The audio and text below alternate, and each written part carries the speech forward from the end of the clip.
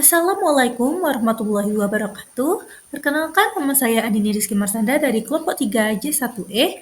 Pada kesempatan kali ini, saya akan mempresentasikan mengenai agama dan tantangan radikalisme. Apa itu radikalisme dalam Islam? Radikalisme sendiri merupakan paham yang menginginkan perubahan cepat dan drastis dengan cara ekstrim, seringkali mengabaikan aturan dan nilai kemanusiaan. Dalam konteks agama Islam sendiri, radikalisme muncul ketika seseorang memahami ajaran agama Islam secara dangkal, literal, dan tidak memperhatikan konteks. Ciri utamanya sendiri yaitu adalah tidak toleran, merasa paling benar, mudah mengkafirkan orang lain, serta membenarkan kekerasan sebagai solusi. Sejarah munculnya radikalisme dalam Islam, di mana diawali dengan kemunculan Khawarij. Kelompok Khawarij yang muncul pada masa Khalifah Ali bin Abi Thalib adalah contoh awal radikalisme dalam sejarah Islam. Mereka mudah mengkafirkan Muslim lain yang berbeda pandangan politik, dan Khawarij menunjukkan bagaimana pemahaman agama yang sempit dan fanatisme berlebihan dapat menyebabkan kekerasan dan perpecahan umat. Akar masalah radikalisme sendiri dibagi menjadi dua faktor. Yang pertama adalah faktor internal. Faktor internal sendiri muncul dari dalam diri seorang, seperti pemahaman agama yang dangkal, menafsirkan ayat secara literal tanpa konteks, dan fanatisme yang berlebihan. Contohnya menafsirkan jihad selalu sebagai perang, padahal maknanya sangat luas. Yang kedua adalah faktor eksternal, di mana hal tersebut berasal dari lingkungan seperti ketidakadilan sosial, konflik politik, serta propaganda media sosial. Media sosial sering menjadi tempat penyebaran ideologi radikal karena kontennya mudah dipotong dan dimanipulasi. Dampak dari radikalisme, di mana radikalisme sendiri merupakan sangat merugikan yang menimbulkan perpecahan umat, konflik sosial, dan merusak citra Islam yang sejatinya adalah agama damai. Islam sebagai agama moderat di mana bisa disebut sebagai wasatiyah, yaitu Islam mengajarkan keseimbangan, tidak ekstrem kanan maupun kiri, serta bersikap adil dalam segala aspek kehidupan. Islam juga disebut sebagai rahmatan lil alamin, yang artinya ajaran Islam menciptakan kedamaian dan kasih sayang bagi seluruh alam. Dalil kesempurnaan dari Islam sebagai agama moderat dapat kita ketahui pada Quran Surat Al-Ma'idah ayat 3, yang artinya, pada hari ini telah aku sempurnakan agamamu. Ayat tersebut menunjukkan bahwa ajaran Islam sudah lengkap, seimbang, dan tidak perlu ditambah dengan paham-paham yang ekstrim lainnya.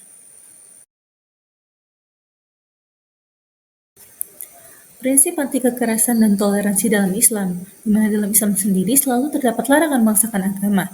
Islam melakukan pemaksaan keyakinan sehingga segala bentuk pemaksaan dan kekerasan yang tidak sesuai dengan ajaran Islam.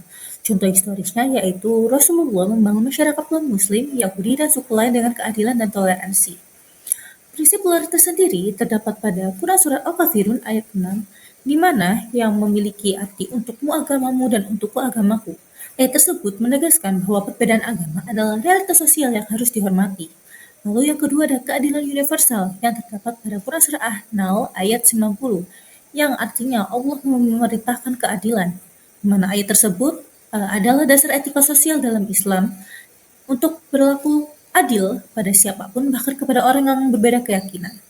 Lalu yang ketiga adalah tidak ada paksaan, yaitu pada Quran Surah Al-Baqarah ayat 256, yang artinya tidak ada paksaan dalam agama. Hal tersebut dimaksudkan bahwa agama tidak boleh dipaksakan, sehingga keyakinan adalah pilihan sadar atau pilihan masing-masing pada setiap umat manusia. Solusi dan pencegahan radikalisme, di mana untuk mencegah radikalisme kita perlu langkah-langkah seperti pendidikan agama yang benar, yaitu mempelajari Islam secara komprehensif dan kontekstual dengan Al-Quran. Lalu juga terdapat peran ulama, guru, dan dosen agama yang memberikan pendidikan agama yang benar. Lalu yang kedua adalah perbaikan kondisi sosial, di mana kita memerlukan keadilan sosial dalam segala aspek untuk mengatasi kesenjangan sosial. Lalu yang terakhir adalah penguatan modernisasi agama, di mana dengan melalui dialog antar agama dan budaya dan konten naratif terhadap propaganda radikal dapat menciptakan kedamaian. Kesimpulan pada materi saya kali ini, di mana radikalisme bertentangan dengan ajaran Islam yang moderat, adil, dan penuh kasih sayang. Islam selalu mengajarkan toleransi, keadilan, dan kedamaian. Dengan pemahaman agama yang benar dan sikap moderat, kita dapat mencegah perkembangannya radikalisme. Sehingga kita harus menjadi muslim moderat dan toleran, sebarkan Islam rahmatan lil alamin. Sekian dari saya, terima kasih. Wassalamualaikum warahmatullahi wabarakatuh.